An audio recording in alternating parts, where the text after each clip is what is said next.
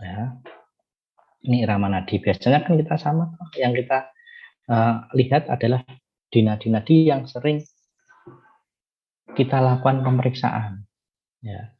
Jadi pada saat kita melakukan pemeriksaan, kita bisa sambil meraba nadinya. Nah, nadi itu dibagi menjadi beberapa denyutannya. Ada anarkot, ada seller, ada parakdosus. Yang pertama anarkot.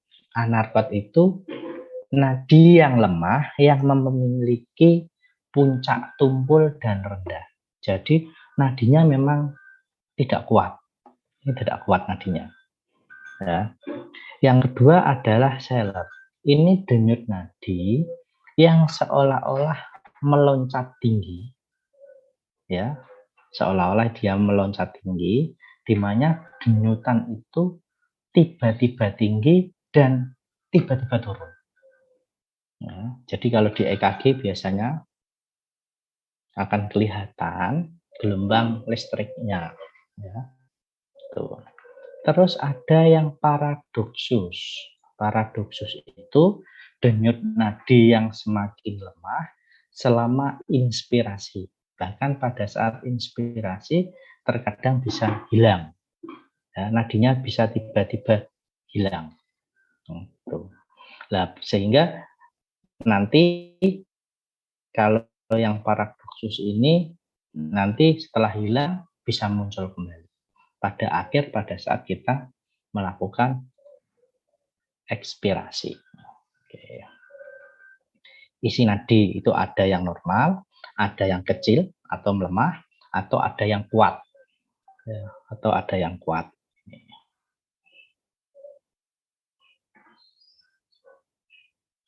Ini adalah isi nadinya. Oke. Terus kita bisa membandingkan nih nadi pada radialis kiri dan kanan. Atau mungkin kita juga bisa melihat perbedaan antara nadi kanan dan kiri. Apakah mungkin terjadi? Mungkin. Jadi misalkan kok Bapak Ibu melakukan tensi sebelah kiri, ya, hasilnya 140, misalkan, atau sangat lemah dah, misalkan kok cuma 80 sebelah kiri, terus pindah ke sebelah, ganti dong yang kanan coba, dan ternyata yang kanan nadinya, tensinya bisa tinggi. Apakah bisa terjadi? Bisa. Ya, karena memang ada masalah di jantungnya. Ya, itu.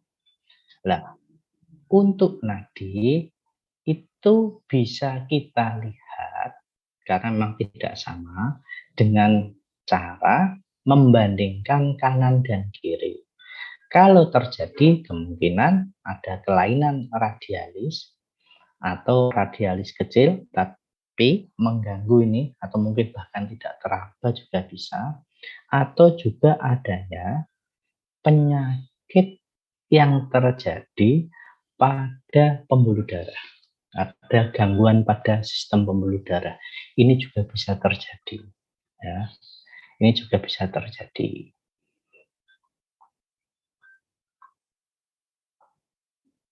Terus berikutnya, dinding arteri. Dinding arteri juga kita perlu melakukan pemeriksaan. Pada arteri sklerosis, ya, dinding akan teraba normal dan keras. Tapi kalau dipasang misalkan, ya, ada masalah, itu bisa sangat keras atau melebihi dari normal. Padahal pasien itu tidak melakukan aktivitas apa-apa. Artinya apa? Kondisi dinding arteri juga akan dipengaruhi oleh pembuluh darah dan arteri-arteri yang ada pada jantung. Jantung adalah satu kesatuan. Artinya adanya gangguan pada jantung akan mengakibatkan adanya masalah pada organ lain. Apalagi organ ini adalah saling berhubungan, ya. Nah, pada saat pemeriksaan yang kita butuhkan hanya stetoskop double lumen, ya, double lumen sama timer untuk mengukur waktu, ya. Oke. Ini terkait dengan pemeriksaan fisik, ya. Ini pertimbangannya tadi, kenapa kok harus dibuka? Ini salah satunya untuk memudahkan dan sebagainya, ya. Oke, kalau saya lihat, oke, ini di bawah ini adalah tinggal posisi pasien pada saat kita mampu melakukan pemeriksaan, atur posisi dengan diafragma dan sebagainya. Nanti bisa dibaca ini. Baik, kalau kita lihat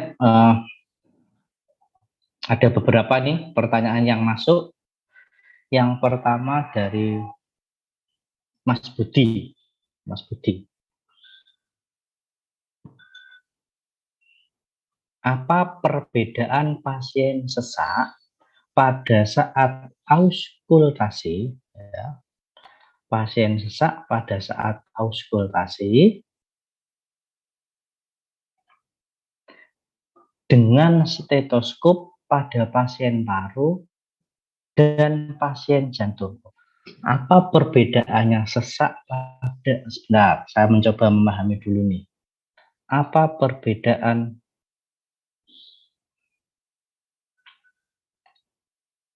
pasien sesak pada saat auskultasi dengan stetoskop pada pasien paru dan pasien jantung, di mana seandainya paru sebelah kiri bermasalah? Gini Bapak Ibu, kalau kita berbicara tentang paru, maka memang oksigenasi tidak akan bisa melepaskan diri dari sistem peredaran darah. Hanya saja saat kita melakukan auskultasi, maka kita akan mendengarkan suara jantung dan paru yang pas itu pada saat Bapak Ibu pas melakukan pemeriksaan pada titik yang sesuai. Artinya apa? Pada saat Bapak Ibu melakukan auskultasi, walaupun Bapak Ibu